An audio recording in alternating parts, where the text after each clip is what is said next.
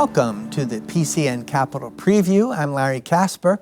Our topic today is the PA Senate agenda. Join our discussion by calling us at 1-877-PA6-5001 or text us at 717-219-4001.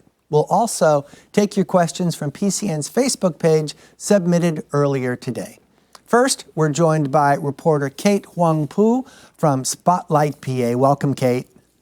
Thanks for having me. The future of a program that's supposed to reduce greenhouse gases is being debated in Harrisburg. What's it called and how might it achieve that goal? Yeah, so it's called the Regional Greenhouse Gas Initiative, also known as RGGI. Essentially, it puts a cap on the amount of emissions that each state can produce, or on each company within the state that can produce. And if states are to produce more, then they would have to pay taxes, pay an allowance.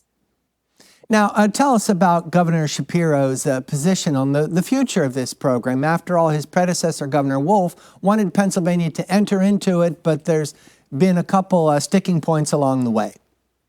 Yeah, so Shapiro has remained quite unwilling to commit throughout his campaign and into this first year of his term. He's said that he really wants to make sure the program will lower emissions, will produce jobs, sort of meet his standards as to what an environmental program should be. As of yet, he's still not come out on a position. His working group released a memo about how they see RGGI working with the state's carbon and climate goals, but that working memo as well did not come out firmly in favor or against RGGI. Let's consider some of the criteria that are in your story as a method for measuring the success of this program if it were to go through. Now, I already mentioned one, and the question really comes down to, will a company paying for greenhouse gas emissions necessarily reduce those emissions? What are the arguments among lawmakers? So the argument is that the lack of emissions that Pennsylvania might produce from joining this group might then leak into another state. So Ohio or West Virginia, the companies would go seek refuge, so to speak, there rather than stay in Pennsylvania. So we'd end up losing jobs. Our economy would slow down, the energy economy would slow down, and the emissions would end up being produced somewhere else as well.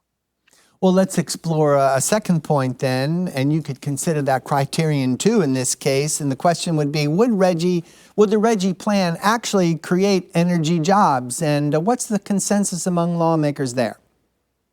So it's all dependent. It's sort of the summary, because RGGI will necessarily bring in money. I think right now, environmental advocates estimate that we've lost out on about over $1 billion of revenue from missing out as a part of these carbon auctions, as Pennsylvania's in RGGI but not allowed to participate just yet. And what we do with that $1 billion is really essential, so that can be reinvested to these communities that have had historical energy resources like coal, creating new jobs. But it's all dependent on what happens with that revenue. And the last question, Kate, to consider is, would RGGI ensure reliable, affordable power? Of course, that customers are listening to the answers there. Yeah, there's also a lot of debate on that.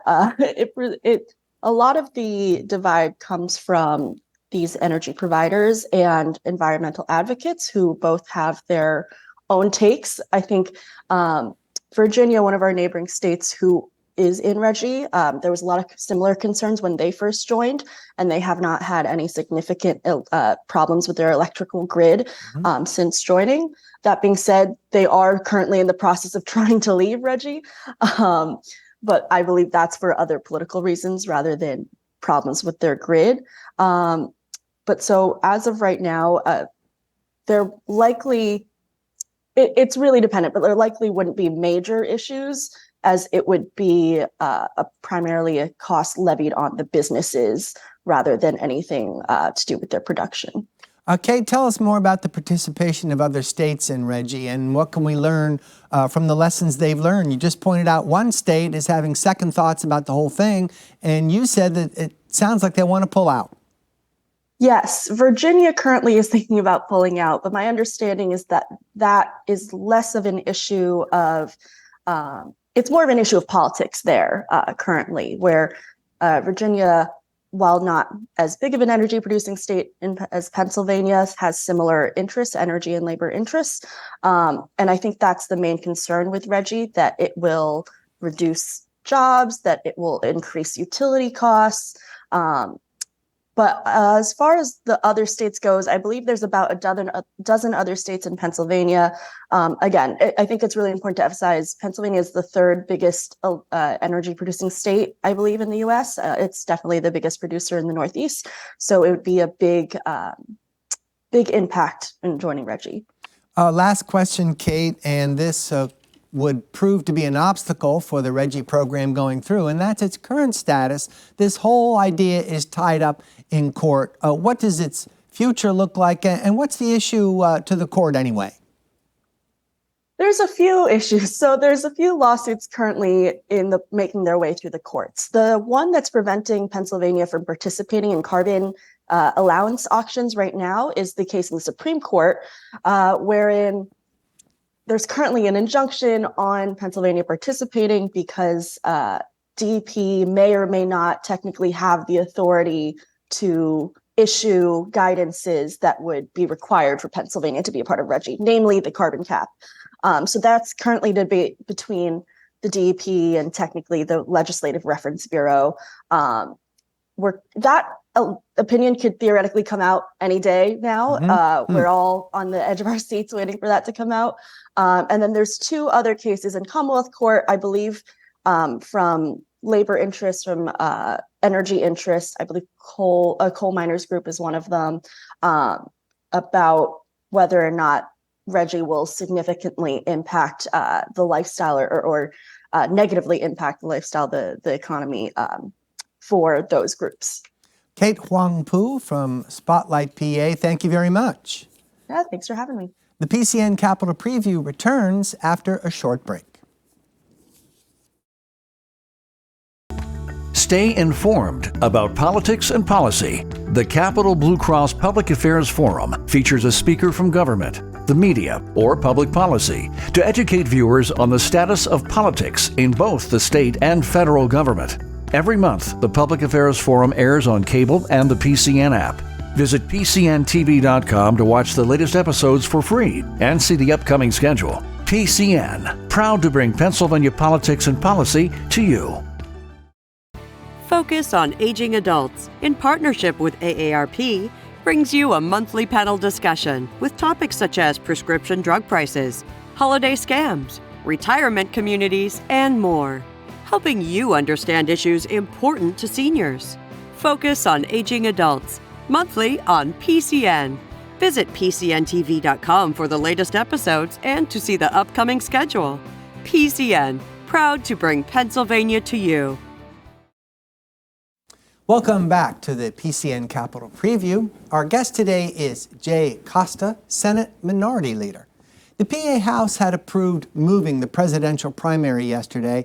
Then they voted to reconsider that bill and send it back to the committee. What does that mean to your chamber at this point? I think it means at this point that we've not settled on a final date yet, whether it's going to be April 2nd or March 19th. Those are the two bills that have gone back and forth.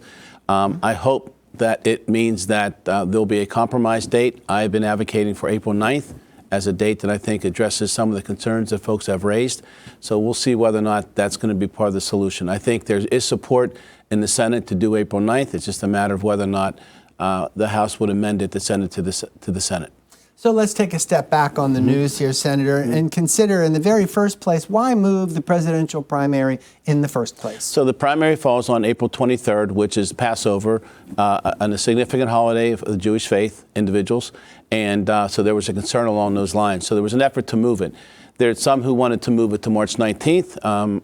President Pro Tem Ward in particular wanted to be able to have Pennsylvania be engaged in more in the national spotlight, so to speak, as the primary elections wind down, selecting a nominee, in this case a Republican nominee, given that.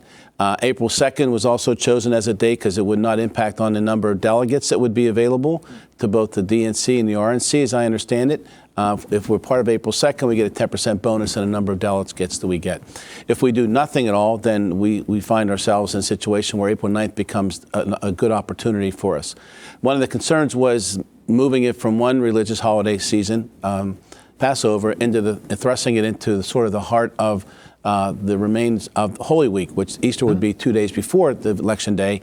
And a number of folks had concerns about that, not only because of the holiday season, but more importantly, being able to get the machines and the like into the buildings in time to be able to set them up after the religious holidays. So that's become part of the issue as well. So this way, my view is if we do April 9th, it alleviates all those concerns that people have raised. So did you have any idea this debate would become so complex with all these different dates flying through the air? It's kind of hard to keep track of. I did not have it. I thought there was a strong consensus and that we would change the election date. I think that was a given to many folks.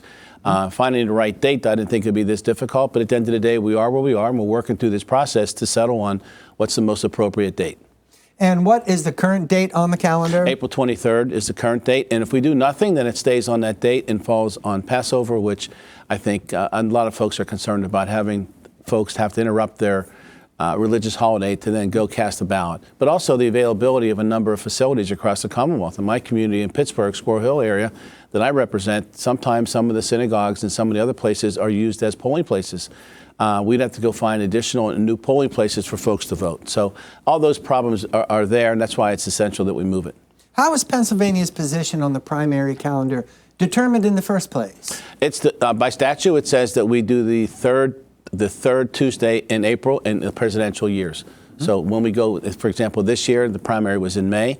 When we go next year, it'll be in April, and then 2025, it'll be back into the May season, third Tuesday in May. So I wonder what the reasoning is, though. I'm not quite sure what the original reasoning was. Does it have to do with population, for example? I don't believe it does, but I'm not certain about that. But I do think, though, that I think part of it was just to give us sort of an advantage in the whole electoral process for the presidents, to make Pennsylvania more of a player in that race. We've done it before. I think one time we moved it up to April 4th, and we've certainly moved the election back in 2020. We moved it back to June 2nd because of the COVID situation. But at the end of the day, those are some of the things that we do. And sometimes we've had issues with respect to the election process, the 13 weeks when we start the election process by virtue of circulating petitions to get on the ballot. In this case, with the March 19th date, we shrunk that by 2 weeks. One of the other issues that we heard from March 19th would have been that we would have circulating petitions. The process would have started December 19th and bled right into Christmas week and post-Christmas week and the like. Folks had concerns about that, so we shortened the 13 weeks to 11 weeks. April 2nd, the same thing. If we had April 2nd, we would be able to start on January 2nd petitions. This way, on April 9th, we give people more time to recover from the holidays, so to speak, start circulating on January 9th, but also, as I mentioned earlier, giving the counties more opportunities to be able to get the election equipment in place in the community centers and the schools, wherever they might be. It gives them more time to be able to do that. Well, it sounds like avoiding major holidays here was certainly part of the challenge of working out this date. That's correct, and that's why I think the best date is April 9th. It moves the election up 2 weeks. It continues to make us a player in the national presidential race, particularly on the Republican side, I think, at this point. Now, let's say we do move our presidential primary from April 23rd to April the 9th. Put yourself in the shoes of the counties. Just what exactly do they have to do? You did touch on this a minute ago. Yeah, they have a lot of challenges. There's no question. I think they have to be able to get equipment into each of the number of tens of thousands of polling locations across the Commonwealth. Each of the counties have their own situation along those lines. So getting equipment there, getting personnel to be able to be available during that period of time. As I mentioned earlier, if it's April 2nd, that would be Holy Week. There'll be a lot of things along those lines. Getting poll workers to come in on April 2nd as well would have been difficult. So that's why all those reasons. They have a lot of things they have to do, and that's why we're sensitive to that. And that's why I think moving it from March 19th or April 2nd back to April 9th represents something that makes a lot of sense and be able to give them more time to implement the electoral process. You not only have to attract the volunteers, but you got to train them too, and that takes time. It does take time, and I think there's a lot of and each counties are changing their election equipment from time to time, and I think it's important that we recognize that and just give them the time to be able to do that. I know that their preference right now has been that we not move the election for those reasons we talked about, but I just think it's incumbent upon us to be able to recognize and respect the Jewish holidays and move the election that day. And moving the primary puts additional pressure on the people that print the ballots. And we know Yes. on some occasions, flawed ballots have indeed gone out, too. They have gone out in the past, and I think at the end of the day, we have heard from the Department of State who think in informal conversations, they believe that if it's April 9th, that we can probably, they'd be in position to implement it. But yeah, there's timing that takes place. There's an election calendar that all these things come in, whether it be petitions, whether it be getting on the ballot, coming off the ballot, whether it's certifying the ballots, be able to go to print, because there will be election challenges. Next year, in addition to being a presidential year, it's going to be the legislative races. So you have 203 state legislative races going on. You have congressional races. You have Senate races. I mean, you're going to have thousands of different ballot combinations that are out there. They all have to be approved and certified before we can begin the process. Now, in your mind, Senator, how can Pennsylvania justify having more influence in choosing the presidential nominee? Because after all, plenty of states probably feel the same way. Well, I think by in some ways moving it up, you're more of a player. Pennsylvania's the decision about who the nominee is going to be is not predetermined for the most part when you have a large block of states. That's why, for example, in Pennsylvania, if we would go to April 2nd, it would be a situation where we would receive extra additional bonus because we're clustered with a bunch of other states. So when you're clustered like that, you become one of the states that folks are advocating for to try to get the support of that state. So it impacts the availability of candidates wanting to come to the state to win over voters here. It impacts the availability of resources that they would be utilizing spending here in Pennsylvania. Those are some of the reasons why. If you wait to April 23rd or you wait till April 30th or whatever the case might be, or into May, those outcomes are already determined, and then no longer there's going to be folks coming to spend time in campaigning here in Pennsylvania. If we do move the primary date from the current date of April 23rd to April 9th, this is an important question to consider. Does this move address only the 2024 calendar, or does it go on in perpetuity? I think it only addresses the 2024 calendar. That will be determined what's in the language and the amendment that's offered if we get on that path.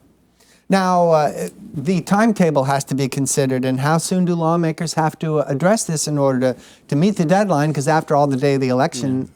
Well, I think the timeline is that it should have been done yesterday, quite frankly. It should have been done weeks ago. Unfortunately, we are where we are right now, and we're going to continue to advocate for it. The Senate is in session this week. Theoretically, if there was an amendment in the House today or tomorrow, it could be concurred in tomorrow or next week, next Monday or Tuesday.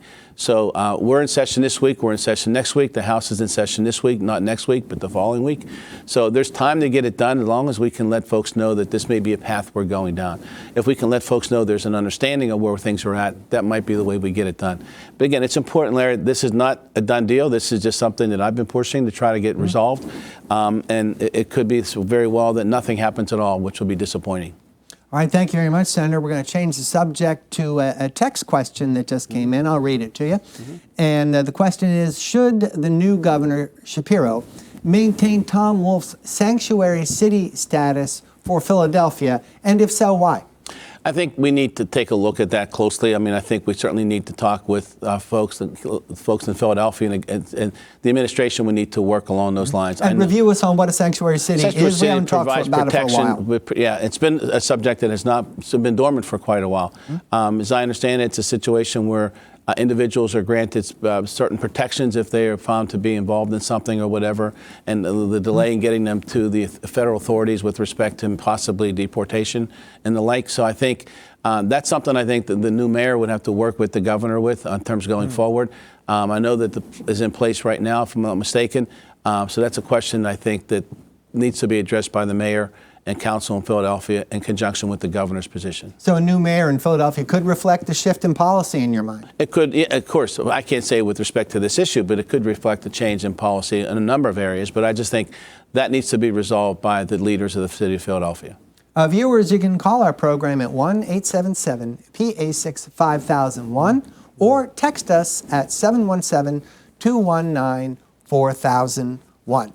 Now let's talk about unfinished business, and namely the state budget. Just how much of the new budget money is flowing at this time?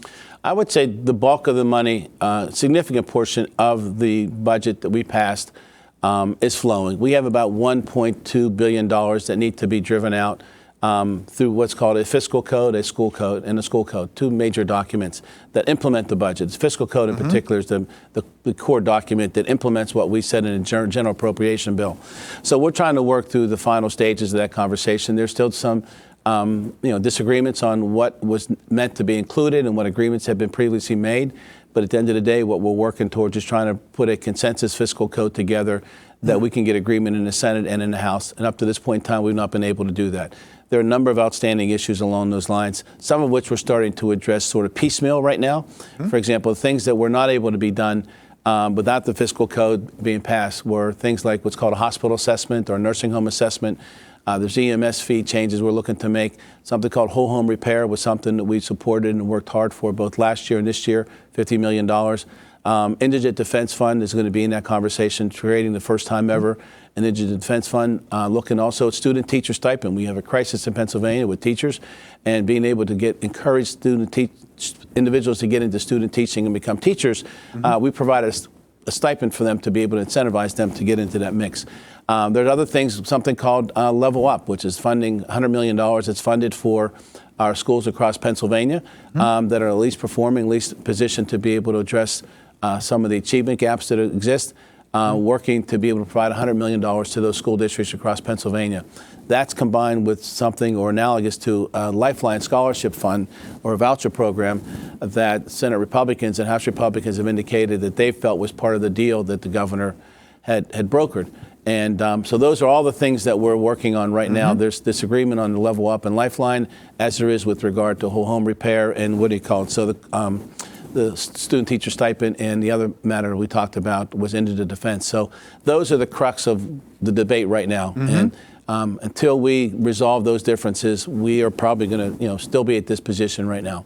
Well, that sounds like a substantial logjam. I mean, after all, that was a lot of things you enumerated there. So put it this way, in the simplest terms, what do lawmakers have to do next to get most or all that money flowing? Well, I think ideally we'd have to sit in a room and hammer out an agreement. We haven't been able to do that. We've had a variety of meetings, but we've not been able to come to a consensus on those areas. That means leaders meet with leaders. Yeah, leaders meet with leaders and with the governor to be able to work through things, and that's what we're trying to be able to achieve. I will tell you that in lieu of doing it in a fiscal code or a comprehensive way, the alternative path will likely be what I'll call piecemealing it together. And we may be doing some of those things this week in the Senate. For example, I mentioned hospital assessment. There's language that's essential to our hospitals to be able to work, have the resources in terms of with the federal government. Similarly with nursing home assessments, along the lines of EMS fees that we've talked about, and Representative Frankel has very good legislation on rural health. We may be using that vehicle and adding those three things into that vehicle and sending it out of the Senate over to the House, for example. It's likely to pass in the Senate this week, and hope that the House would take it up going forward. So we would piecemeal this approach. So instead of doing one comprehensive fiscal code, we get to the same end with respect to having the authorization and language and statute, but it's not part of a larger omnibus piece of legislation. Expand on that rural health bill you mentioned just a minute ago. What's that about? It's a mechanism. I don't know all the details of it, but I can tell you that it's a mechanism to ensure that we're providing sufficient health care in our rural communities. I mean, which has always been a struggle, whether they be our hospitals or the delivery of health care services all across Pennsylvania. But in some areas, it's more acute, and we need to take steps to address it. And that's what I think this legislation does. Well, Senator, let me share a headline with you. The AP's been writing about budget progress in Harrisburg, well, the lack of it. And the one headline reads, 4 of Pennsylvania's universities are plugging budget gaps while they await hundreds of millions of dollars from lawmakers. So what progress has been made for these state-relateds? I can tell you, in terms of the normal process that we go through with state-relateds being treated as what are called non-preferred appropriations, there's been no progress. We've not been able to get them through the process. And why do you call it non-preferred? Why is that significant to the discussion? It's not preferred. It's significant to the discussion because they require 2/3 votes of both chambers. So the non-preferreds or the state-relateds, the 4 state-relateds require 2/3 vote as opposed to a simple majority. What has taken place now is that because we could not get to that point in the House has taken steps to change the sort of process. So they've incorporated them in an education bill that would only require a majority vote and then sent it over to the Senate. So that's where it stands right now. The process is changing, but the end result hopefully would be the same. But there's no agreement on that. The Senate Republicans to me have indicated that they're not sure whether or not they want to proceed down that path where we change the process, but also the increase in the amount that were provided to the schools was a 7% increase. 5% filled the gap that was done last year when we did a 5% increase from federal money. Now we have to replace that federal money with state money, and then the governor, which would have flatlined them at that point, and the governor wanted to add 2%. So it looks as if it's a 7% increase, but in reality it's only a 2% increase. Whether or not we go down that path in terms of that amount of money for the state-related remains to be seen, but that's a discussion that's still open right now. And how about a quick review on which universities are included amongst the state-related? There's 4 of them, right? There's 4. There's Pitt, Penn State, Lincoln, and Temple. Those are the 4. All the other state system schools are in a different bucket and require 2/3 vote, as I mentioned. And Lincoln as well. Did you mention Lincoln? Yeah, Pitt, Penn State, Lincoln, and Temple. Yep. And here's something else the AP has been writing about as far as the budget is concerned. They said that education advocates say that even the proposed increase in aid won't make a dent in the underfunding of PA higher education. How did we come to this? Well, I think we came to this because there are folks over the course of a couple of years ago have challenged the constitutionality of our basic education funding formula. And the court ultimately, the Commonwealth Court, in a very lengthy, like 700 or 800 page opinion, ruled that our funding formula was unconstitutional. During that period of time, Governor Shapiro had come out with her budget address and, quite frankly, provided probably an historic amount of resources for education than any other governor. And I can tell you that Governor Tom Wolf was extremely supportive of public education and put huge amounts of money, restored and then some, the $1 billion that we lost. Now, I am talking about higher ed, Senator. Oh, higher ed as well. Okay, I thought you were talking about K-12. I'm sorry. But on the K-12, we made significant investments. But in terms of the higher ed, I think there's more that we need to do. I mean, that's why it's important for us to be able to restore the 5% that we did on the federal side, as well as 2% increase. But we need to do more than that. I mean, we rank horribly across the country along those lines. I serve on 3 different higher ed boards. I serve as a trustee for Pitt. I serve as a trustee at Duquesne University, and at community college where I'm the treasurer. So I recognize and I see firsthand the challenges that our students have and our families have. That's why it's essential that we get this budget passed that includes this amount of money. If we don't get something done in the higher ed space this year, state-related, families next year will likely to see Pennsylvania families, because the money we get from the state goes into these 4 institutions, and they use it exclusively for reducing the tuition costs for in-state students. That's about $14,000, for example, to the University of Pittsburgh. So right now, the universities are covering it out of their reserves. So they're taking care of paying that $14,000 or covering that $14,000 differential, right? But they can't continue to do that. It's, for Pitt, it's about $160-some million, at least, if not more. So that's why it's essential that we get this year's funding done and also going forward along those lines. And I think what we have to consider is that that's a major impact on families, Pennsylvania families, and that's what the intent of the money is. Now, I'm going to quote the AP one more time. They write that education advocates say the lack of state aid can be blamed for high tuition rates. There's no question, I think, the lack of what we're putting into the mix. Back to my question a few minutes ago is, how did we get to this state? We got to this point, I think, because we've underfunded higher education in Pennsylvania over the course of years. Why did that happen, Senator? It wasn't given a priority that it needed to be given, I think, at the end of the day. There was, again, to go back to early 2010s when Governor Corbett came in and cut 20% of the state-related budget. So that was in part of the reason why. As we made increases to the state system schools, part of that increase was tied to a commitment that they would not increase tuition. But at the same time, I think while we look at providing more money to our higher ed, we have to recognize that they have an obligation to be able to restrain their costs. And I think that's something that we didn't pay attention to over the course of many decades that put us in this position. But there's no question that, there's the amount of funding that goes into our school district and into our universities has impacted tuition costs. But again, we can't forget that they took a 20% hit back in 2000, I think, or 20, I think it was 2012. Last question about the budget, Senator. Sometimes when we bring up the subject of the budget, it is a source of stress for some lawmakers. So how much feedback from the public is your office getting over the status of the budget? Are they plugged into this? They are to some degree. I think particularly those folks that are not receiving, or their organizations or programs are not receiving the resources that they anticipated getting. I can tell you when we had a similar type of a budget, not similar, but we had a budget crisis in 15-16, it was a lot different because there was no budget at all. And people weren't getting any resources. School districts weren't getting money. Nonprofits weren't getting funded. Child care centers, et cetera. So that was a real problem. But I think this is different now because, as I mentioned, like 90% of the budget is already passed and flowing. It's that 1% or whatever the number, 10% or whatever the number might be, that the billion plus that we are now dealing with, that those folks we hear from, and they're concerned about it. And not only has it stifled that advancement of those resources, it's impacted other things as well. Community development programs are not moving forward. Our Commonwealth Financing Authority hasn't met to drive out hundreds of millions of dollars, for example, in water and sewer, or multimodal grants that are becoming sometime soon. These are things that are being held back and being done. They're pushed to the back burner until we resolve this. We're also not talking about a number of other policy issues. We talked a lot about things that are important to Democrats. We have a tax code issue that's out there that we're trying to reconcile with. We have the minimum wage issue out there. We have some labor issues with respect to public safety OSHA for state employees, state workers. I mean, there's a number of those type of things that we're not getting to that we should be talking about. Talk about the tax code item just for a minute, Senator. What do you mean? So the tax code is a document that provides for tax changes, to, whether it be the corporate net income tax, whether it be the net operating loss provisions, whether it be combined reporting, child care tax credits, it could be earned income tax credits. All those things that I mentioned have been coupled in a omnibus tax code bill that the House sent over to the Senate. Now, are specific changes being proposed? There's specific changes proposed, like implementing a combined reporting for Pennsylvania, changes to the net operating loss carry forward provisions that would expand it, the corporate net income tax, increasing, accelerating the reduction. Right now we are thinking 8.99. We went into effect. The changes we made last year. And we're going to get to 4.99 by 2031, I believe.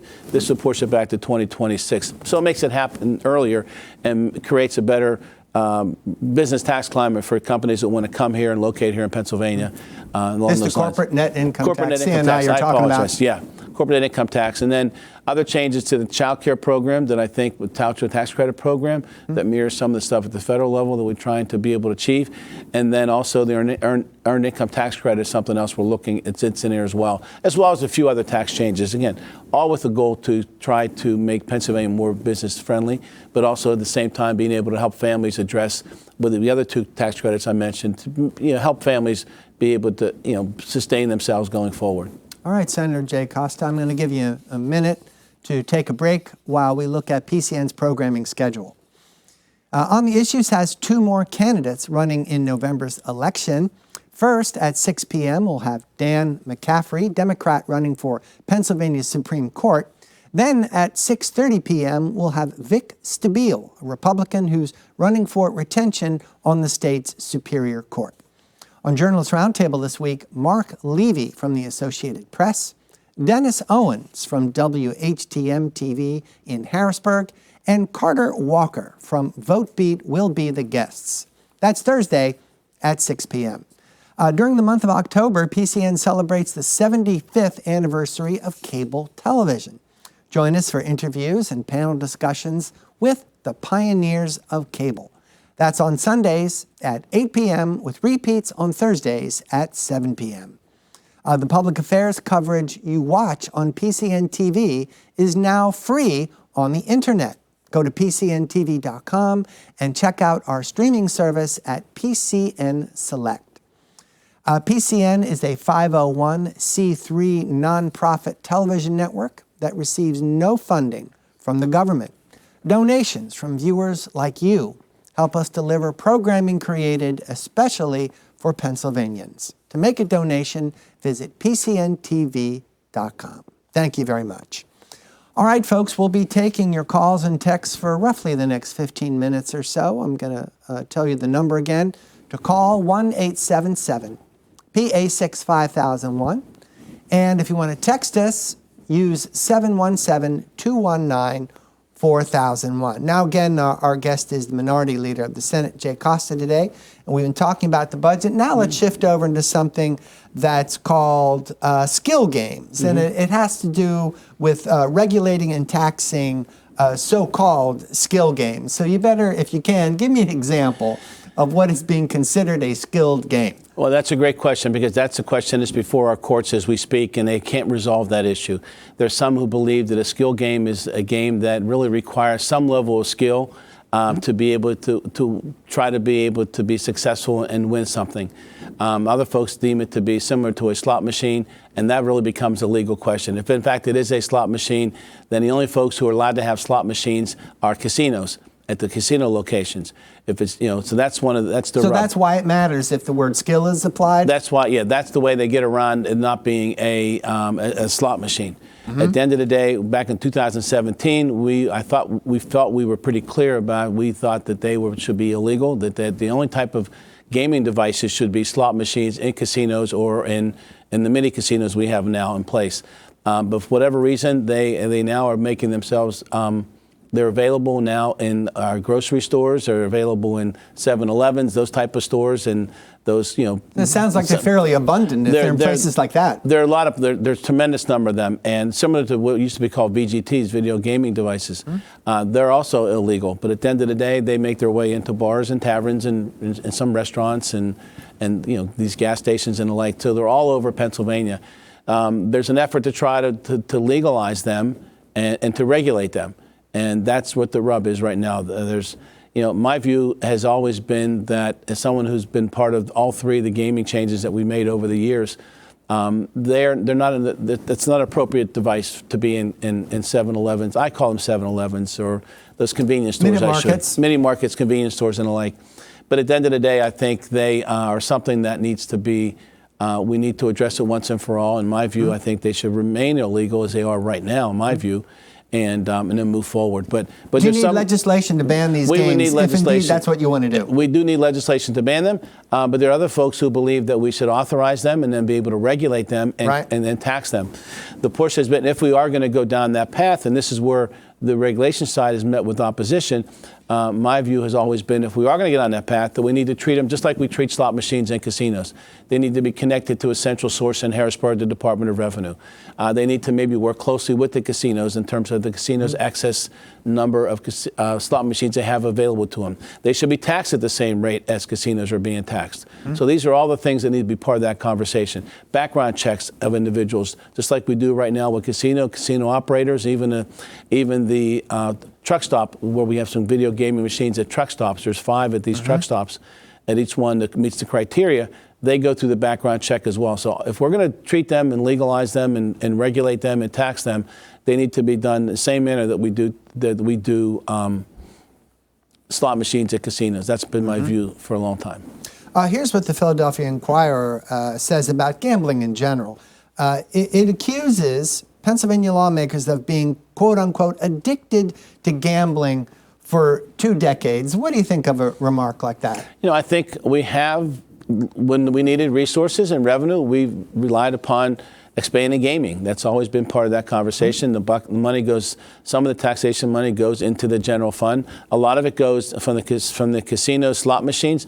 That $800 or close to $800 million goes into the property tax and relief fund, and every Pennsylvania homeowner with a primary residence gets a piece of that. But we also have economic development resources that are utilized for that purpose as well. We needed to make some changes with regard to online sports betting that took place a number of years ago because other states around us were doing it. But there's no question we rely upon some of the revenue, the bulk of the revenue coming in for those purposes. Now, let's change the subject, Senator, to the property tax rebate program here in Pennsylvania. And changes have come to this program, and can you review some of those changes? So we have a property tax and rent rebate program that provides rebates at different levels to individuals, longtime homeowners, and senior citizens, and folks on disability. And it's based upon the amount of the income. The income, for example, for homeowners was $35,000, and for renters it was $15,000.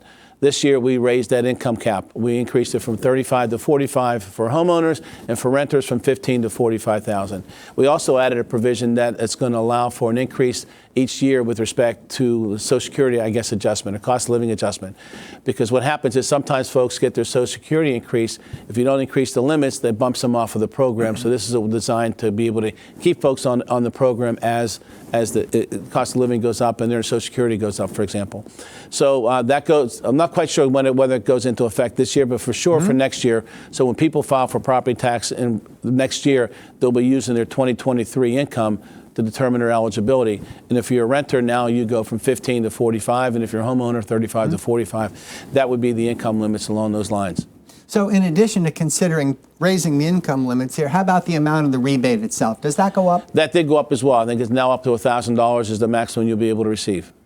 Let's talk about something the governor imposed recently, and that has to do with what's being called automatic voter registration. Now, he announced this program, and briefly, how does that work? Basically, when you're signing up for various PennDOT or whatever the case might be, you're signing up for some type of a benefit that automatically registers you to vote, which I think is important. You have the opportunity to say, no, I don't want to do that, opt-out provisions, but at the end of the day, it's a mechanism to get more people registered, which we're trying to achieve through this process. And you have to go to PennDOT, whether you have a license or not, in order to do this? I think you can, it's whenever you go and re-up or whatever the case might be, I think is the way it's going to play out. So when you go to register for your license or whatever, or get a renewal, things along those lines, that's the way it's going to take place. So do you support this idea, and if so, why? I do support it because I think it's the means of trying to get more people registered and registered to vote, and getting them properly registered where they live at is the most important thing as well. So I think it makes a lot of sense. It's amazing. My hope and goal is that we continue to have people access to voting. That's a key thing, and people participate in our democracy, and this is one of the ways to make sure it happens. And at the end of the day, sometimes people don't have the ability to go into a county courthouse to sign up with their election department to register to vote, or they can do it online, but there's ways to do it. But it's just, this is going to capture more people to be able to do it. Now, Senator, try to address this next question not as a Democrat, but as just a lawmaker in general, because after all, some lawmakers were annoyed that they didn't have input into this auto voter registration program. How did you view that? Well, I think that this ignoring that you're a Democrat, yeah, like I the understand governor. that. No, I just think that there are certain things that I think a governor should have the prerogative to implement and put into place. Not everything needs to be done by legislation or by statute. I think there are things that need that we elect a governor to make these type of decisions that are going to help facilitate the goal of making sure more people vote. So I see that's how I see it as a lawmaker, but also as a person. So do you think that this program will actually result in more Pennsylvanians voting? I mean, after all, that seems to be the ultimate goal. That's the goal, and I think it will result in that, yes. Let's talk about something being referred to as the open primary, not to be confused with moving the presidential primary, which we talked about a few months ago. And briefly explain the concept of the open primary and what we do here in Pennsylvania. So what we do here in Pennsylvania, in order to vote in the Democratic primary, you need to be registered with the Democratic Party or the Republican Party or an Independent or Green Party. So you're limited to your choices in primaries in those parties, within those parties. What this would do, which I do support, would allow those non-affiliated voters and independent voters and others to be able to vote in a different primary. So if you're an independent voter and you don't have anybody, for example, on your ticket, you'd be able to vote in a Democrat or Republican primary. That's basically what it does. It unlocks over in excess of a million people who will be able to vote in primaries. Again, that's what we want. We want voter participation. And these are things that are designed to be able to achieve that. And how much of a priority is this in the Senate right now? Any activity anticipated soon? I don't know whether we'll have anything to do anytime soon. Again, as I mentioned at the outset, this budget conversation has really monopolized all of our time and we're not getting to policy issues that we need to talk about. This is something we hope to be able to have in place as we go into 2024. It remains to be seen whether we can do that. But I do think it makes a lot of sense to implement this. This is something I supported a number of years ago when we were only looking at non-affiliated voters, working closely with Senator Joe Scarnati at the time. But now this is more of a broader net that we're casting in terms of allowing people to vote in primaries. I think it makes sense for us to be able to do it. So here's a policy issue that flares up sporadically, and that's minimum wage here in Pennsylvania. And the Speaker of the House, Joanna McClinton, predicted action on minimum wage. And what are you hoping for? I'm hoping that we have action on it. I know that it's an important issue to our members in our Democratic caucus. It's an important issue to, I think, the people of Pennsylvania. It's something we need to look at. We need to be thoughtful and reasonable. There's measures that are out there. Both my colleague, Senator Tina Tartaglione, has been at the forefront of this conversation for 20 years. And every single day we're on the Senate floor. Every single day, Larry. she's speaking about the need to make changes to the minimum wage. And I agree with her, and we need to take steps to be able to do that. The question is, some folks want to get to 15, some We've want to heard get a lot of numbers flying through the air. A lot of numbers flying around, but I think we have to be thoughtful in our approach. I mean, we're not going to be able to go from 725 to 15 in one jump. That's the significant jump. There needs to be the reasonable amount of process. Do we go from 7.25 to 10? Or 11, and then 11 to 13, and 13 to 15 over a course of years. We just haven't worked those details out, and that's part of the problem. And I think that's what we have to get to. My hope is that we do reconcile this. But again, it's a policy issue that's been pushed to the back burner. At times it's been considered part of some of the other policy things that we may want to consider to sort of blend into our overall budget conversation, but that hasn't taken place yet. Often the argument against raising minimum wage goes like this. Raise the minimum wage, and some jobs are simply eliminated. Respond to that. And I don't necessarily agree that to be the case. I think a lot of places are already paying the minimum wage right now, but there are folks who are not in that space that are making only minimum wage, and that's all they're making. I think studies from other states have shown that it's not the case. If you look at every single state around us, Pennsylvania is an island. When you look at New York, New Jersey, Ohio, Maryland, West Virginia, every single state has a minimum wage in excess of $9 or roughly around $9 and more. Some are even in the $13 and $15 range. Those states are not losing jobs because they put the minimum wage in place. That's a clear, in my view, misleading statement along those lines. I do believe that it impacts the quality of life of individuals. It brings them out of a step towards bringing them out of poverty, and that's a step that we have to take. Last question, Senator. You indicated earlier that the state budget is, in effect, sucking all the air out of the room as far as what you're spending time on. So take the next minute and tell us what you hope will happen next and how soon it has to happen as far as getting all this money flowing in the new budget. Well, I think we have to address the outstanding issues that I mentioned earlier. The education issues need to be resolved. The issues regarding whole home repair, different things in the budget the governor has indicated that's been passed. And by the way, it's been passed by both chambers. We just now need the implementation language for the parts of it that have not been done yet. Our guest has been Jay Costa, Senate Minority Leader of the PA Senate. Thank you very much. Thank you. I'm happy to be with you. PCN's John Cole talked to Senator Jimmy Dillon about a bill that could discourage harassment of Pennsylvania sports officials. Under current Pennsylvania law, what protections are provided to Pennsylvania sports officials?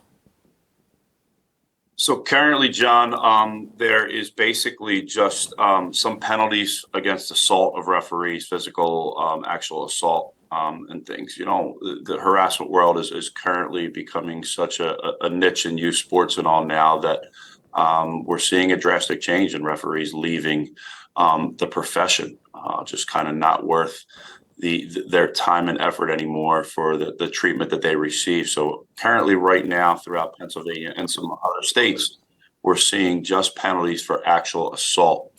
With the bill and the legislation that I'm introducing here, we're trying to expand it or just for more protection of not only referees, but the value and the cores of youth sports. So what inspired you to draft this legislation? Listen, I'm a youth coach. I run a basketball academy for the past 15 years back here in Northeast section of Philadelphia.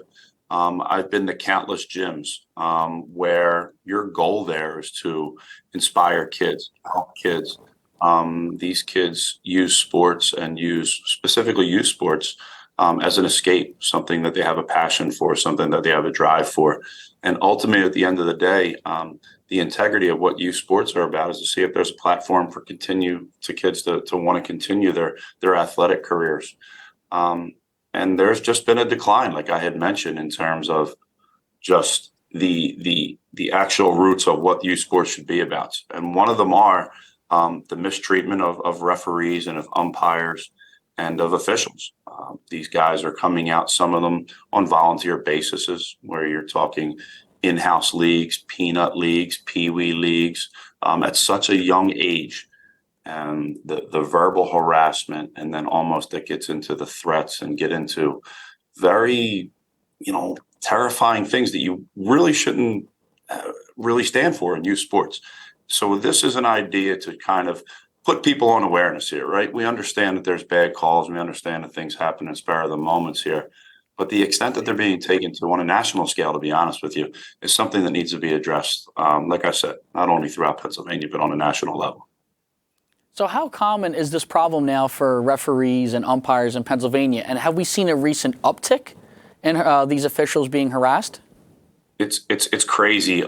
You could search the internet obviously for everything these days, but with the use of social media, you just see it in a far too common level. Like I mentioned, from the basketball side of things, there are AAU tournaments in which, some families and some people know what's on the line, where there's exposure tournaments and their kids are out there in front of college coaches, or from the grade school level in front of high school coaches, and the pressure mounts up. And at the end of the day here, that game, that contest, that competition that they're competing in should be about sportsmanship and fun. And the treatment of coaches toward officials, parents toward officials. You're setting an example for some of these young kids to think it's okay to treat officials with disrespect and things. And they're the things that I'm trying to address here. Far too many times you see actual brawls. You'll see officials, being suckered from behind and being jumped on a basketball court. An umpire behind the plate who's getting, a ball or a strike call wrong. People coming out of the stands with things. The actual interaction is there, but on top of that, the yelling and screaming and the example, I can fully understand and compassionately side with referees and umpires and officials now on why there's a decline of well over 50% of people are leaving the profession, because the bang is not worth the buck here when it comes to them out there trying to institute and constitute professionalism in sports. And the treatment level has just gotten way too out of control. So in a news release promoting your legislation, there was quite a few statistics that caught my eye. And if you don't mind, I'd like to read them all for you and then get your response to it. Quote, nearly half of these officials have reported feeling unsafe due to the actions of parents, coaches, or players. More than 68% of officials think sportsmanship is declining. Over 67% have kicked out a spectator due to bad behavior. More than 55% have had to break up a fight during a game. And 60% of officials who quit the profession say it's because of verbal abuse from parents and fans. End quote. So what do you think has contributed to this behavior in recent years? Again, is there something that has changed recently with youth sports for that? Yeah, I mean, those numbers are quite staggering, and they should be shared on a scale for people to understand it. Again, here, I'm not advocating for people that, referees suffer from, and officials suffer from human failure, and the same way that we all do. Nobody's perfect. They're missing some calls. There's some things here and there. The level that it's being taken to anymore, like I had mentioned prior, it could be dealing with the pressure of so many of these parents. Everybody's kid is the next LeBron James in basketball. Everybody's kid is the next Mike Trout in baseball. And when things don't pan out for them, the treatment and the overreaction and the level of what's being done to these officials, I'm almost positive, John, that you would be able to find somebody who can share a story where they've been to a sporting event and seen things escalate and get out of control over, things that we'd look back on in a bad time and say, hell, man, he missed that call. No big deal.